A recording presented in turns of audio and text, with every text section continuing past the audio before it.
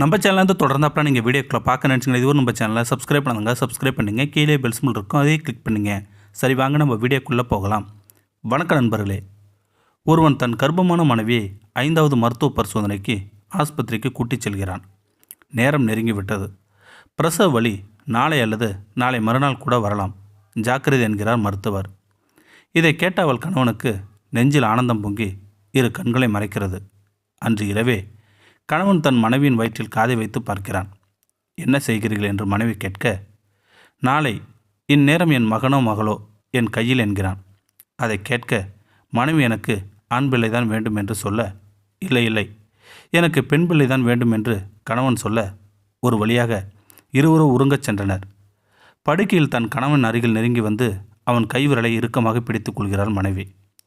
தூக்கத்தில் இருந்த கணவன் விழித்து தன் மனைவியை பார்க்கிறாள். என்னவென்று தெரியவில்லை. இதயம் படப்படவென துடிக்கிறது.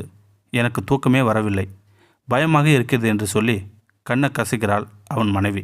உடனே இழுத்து தன் மார்போடு மனைவி அணைத்தவன் அவள் கண்ணீரை துடைத்து அவளுக்கு ஆறுதல் கூறுகிறான். அவள் நினைத்தது போல் திடீரென பிரசவ ஒலி வந்தது. பயத்திலும் கடுமையான இடுப்பு வலியிலும் கட்டிலும் துடித்து அழ ஆரம்பித்து விட்டாள் மனைவி. என்ன செய்வது என தெரியாத முழித்த கணவன் அவள் துடிப்பதை காண இயலாமல் அப்படியே அவளை தூக்கி கொண்டு காரில் சிட்டுக்குருவியை போல் பறந்து ஆஸ்பத்திரியில் சேர்த்தான். இரவு நேரம் என்பதால் உடனே தன் மனைவியின் பெற்றோருக்கு தகவல் தெரிவித்தான். ஆஸ்பத்திரி அமைதியாக இருக்க அவன் மனைவியின் அலறல் சத்தம் மட்டும் பயங்கரமாக கேட்டது. இரு கைகளையும் பிசைந்து கொண்டு பிரசவ வார்டின் வெளியே இங்கே அங்கே என சுற்றுகிறான் கணவன்.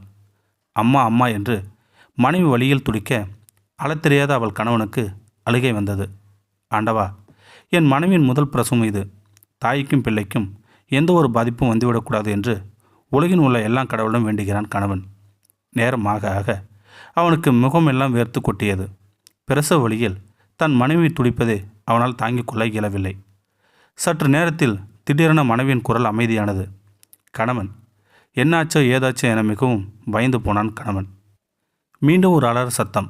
அதை கேட்ட கணவன், ஆண்டவா, என் மனைவிக்கு இவ்வளவு சித்திரவதையா என தலையில் கை வைத்தவாறு இருக்கில் அமர்ந்து மனைவி அவள் தேகத்தை நினைத்து கூனி குறுகி போனான் கணவன். அப்போது ஒரு நர்ஸ் மட்டும் வெளியே வந்து, உங்கள் மனைவிக்கு சுகப்பிரசவம், பயப்படும்படி ஒன்றுமில்லை, தாராளமாக உள்ளே சென்று பாருங்கள் என்றார். காற்றை விட வேகமாக உள்ளே சென்றவன் முதலில் தன் மனைவியை பார்க்கிறான்.